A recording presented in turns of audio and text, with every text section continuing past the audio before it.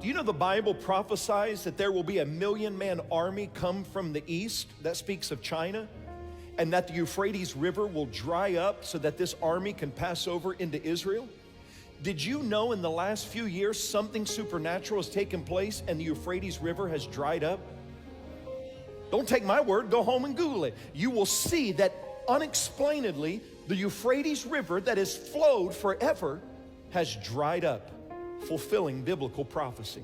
What about Ezekiel 38? Ezekiel 38 talks about two countries, Gog and Magog. The Bible, before it was even in existence, prophesied Russia. Gog and Magog represents Russia and Iran. And it says at one point there will be a war break out around Israel, and Russia's enemies, Gog and Magog, will surround Israel from the north and from the south. Now it's interesting that in the last few months, Russia has entered into a treaty with Iran, just like the Bible prophesied. Iran is funding two terrorist groups, Hamas and Hezbollah. Hezbollah is in the north of Israel.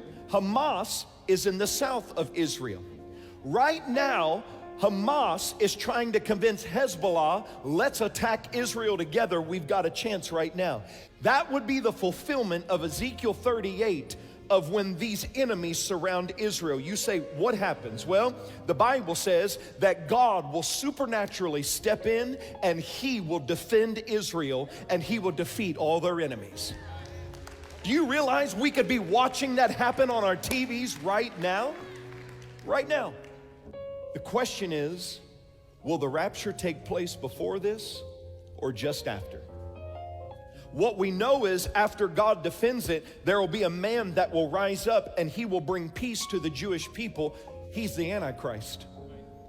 That's how close we are to seeing biblical prophecy fulfilled right before our eyes. So I would ask you what my dad asked.